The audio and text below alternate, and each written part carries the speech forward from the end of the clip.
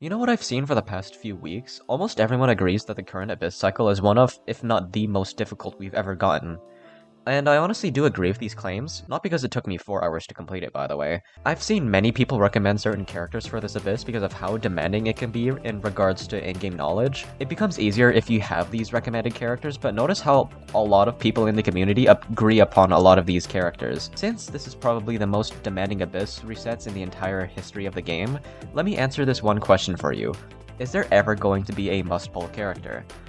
But before we continue, if you enjoyed the video, remember to sub and like. It would really mean a lot if we could reach 3k subs soon. Thanks guys, I really appreciate it.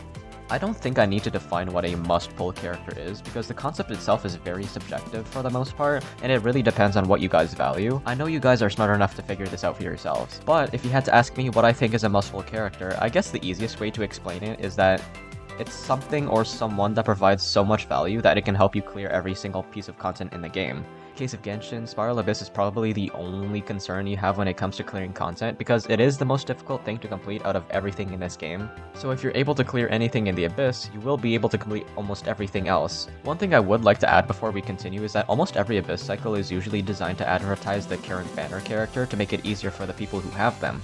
Kazuha and Al-Haytham are going to be featured in a few days from this recording, and they both perform quite well in the current reset, at least from my own experience. But even with that in mind, I don't really think there will ever be a must-pull character, and in my opinion, the content in this game is generally easy enough that you can pretty much complete it with any character you want. Obviously, harder content means you need to focus your efforts on stronger builds, teams, and even use different characters if you need to, but that doesn't necessarily mean you can't use the characters that you enjoy using. This new Abyss is one of the hardest pieces of content we've ever gotten in a while, and it definitely shows that. Kazuha and Ahira perform exceptionally well in this Abyss, but that doesn't mean they're irreplaceable. In a game with an ongoing expanding roster, it's only bound to happen that you will eventually have enough characters to actually complete everything. Even though most of the recent 4 stars have been pretty mid, you're bound to eventually get the ones that aren't. Either way, even the most meta characters have replacements, at least to some degree.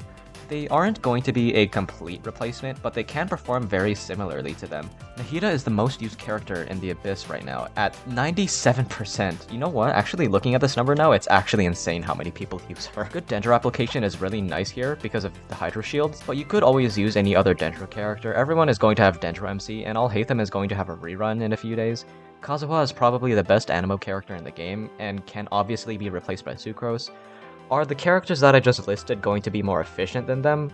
Probably not, but they're still really damn good. Also, I just want to mention that only 3.5 of people that have Sucrose use her in the current Abyss, and I just find that insane because she's arguably one of the best 4-star in the game, and Anemo is really strong just for the swirl reactions here.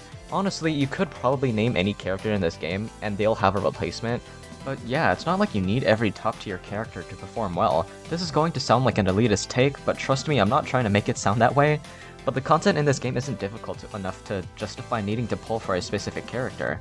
I know I said that this Abyss is probably the most difficult one yet, but even if that's true, even if it's designed so that certain characters perform better than others, it's not only those characters that benefit from it. There are workarounds. People are able to clear with only 4 stars in this Abyss, and the purpose of them doing so is to prove that it's possible to do the Abyss even with weaker team building. And when I say weaker team building, I don't mean like only 4 stars, I just mean like maybe you have bad artifact luck or something. Some kits are obviously better than others, and sometimes it even reaches the extent of power creep. But power creep doesn't mean older characters can't perform well.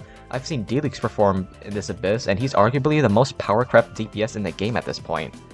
In the end, if you like a character, use them. I mean, I guess if you like a certain character, it kind of makes them a must-pull if you so wish. That's besides the point though. What I'm trying to say is that you shouldn't feel the need to forcefully pull for certain characters. At that point, if you feel the need to forcefully pull for something, then you essentially just let the game win, and you don't want that to happen. Anyways, that's my take on must-pull characters in this game. I don't think there will ever be a time when this happens, so at least you guys can play however you guys like, or just don't do your Abyss at all, I guess. Remember to sub and like if you enjoyed. It would really mean a lot if this channel could reach 3k subs soon. Have a good night and day wherever you're at, and I'll see you guys next time. Peace and take care. Have a good one.